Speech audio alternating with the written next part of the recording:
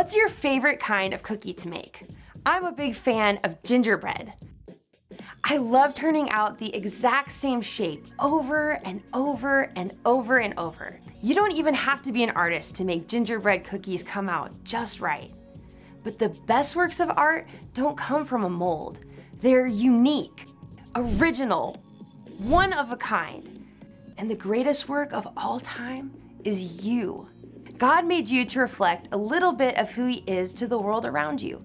But He made you to reflect Him in a way that's entirely different from your brother, your mom, your neighbor, or even that popular kid at school. God made only one you, and He made you on purpose. No one else in the entire world can fill that perfect spot He crafted, just for you. And when you discover who God made you to be, you can make a greater difference in this world than you could ever imagine. That's why individuality is an amazing way to worship God with your life. Because worship is about more than just singing loud. It's all about living loud.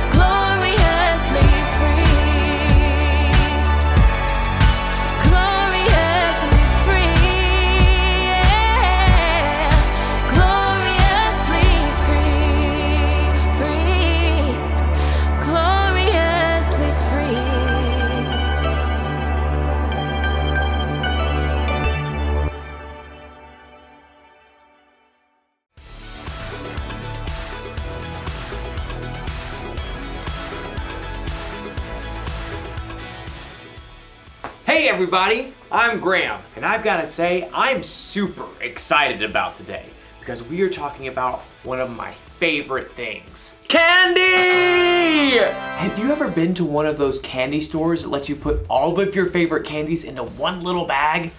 You can mix your jelly beans with gummy bears and top it all off with a handful of M&Ms. The M's stand for And it's all made only for you, your one-of-a-kind candy bag. Everyone's different after all. Some of you may like hot candy. Or maybe sour's your way to go. I need some water, please. Or maybe you don't like candy at all. Now that's a good radish. We're all different, and that's not a bad thing. That's what individuality is all about. Individuality is discovering who you were meant to be so you can make a difference. We're all created to be individuals. That's why we all like different kinds of candy. Hey, what if we were created out of candy? Like, what if my head could be made out of jelly beans? And maybe some peppermints for eyes. Yeah.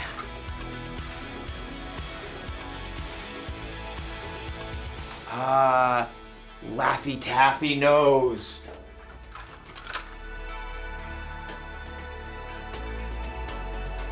Twizzler mouth. Twizzler? Twizzler? And of course, some hair. Looks just like me. Okay, maybe we weren't created out of candy, but we were created. And in today's story, we'll learn about our amazing creator. Sounds fun, right? What? I was hungry. See you soon. The Bible.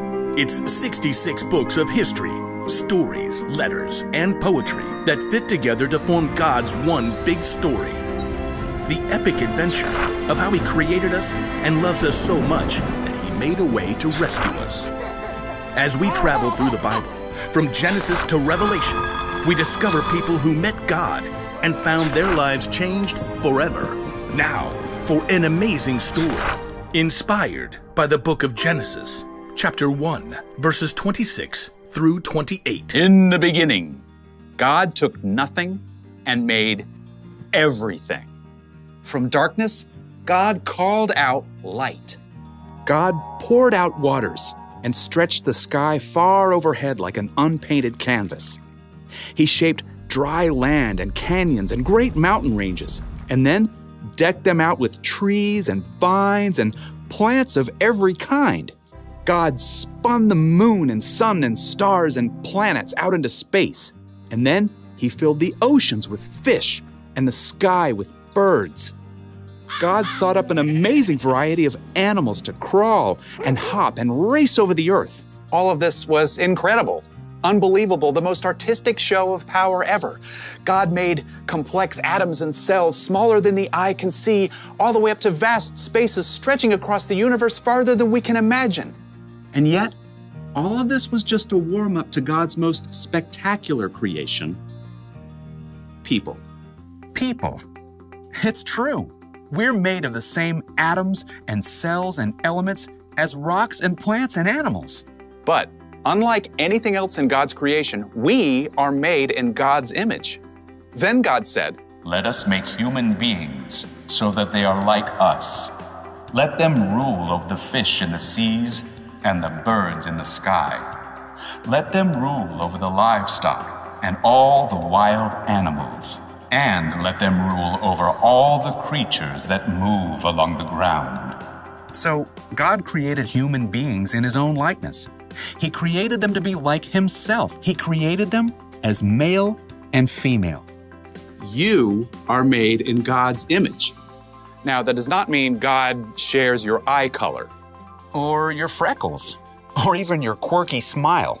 but it does mean that you were designed for God to shine through you. You were made to show the world God's love, God's grace and mercy, God's joy, God's peace, God's kindness, God's wisdom. You and every person you'll ever meet are of infinite value because you're made in the image of God. And here's what's even more amazing. God didn't design us to turn into a bunch of little robots who look and act the same when we follow Him. Instead, the more time you spend with God, asking Him to transform your thoughts and words and choices, the more you become uniquely you. As you follow Jesus and reflect God's light more clearly, you'll be able to do the things that God has designed for you and no one else. So, next time you look in the mirror, remember, you're looking at the image of God, and no one in this world can reflect Him just the way you do.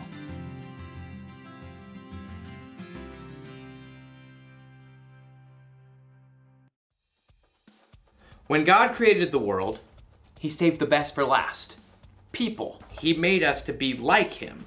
He made us in His image. Maybe that means God looks like us. Or maybe it means God made us with different qualities that could only come from Him. Maybe God made you creative, like He's creative.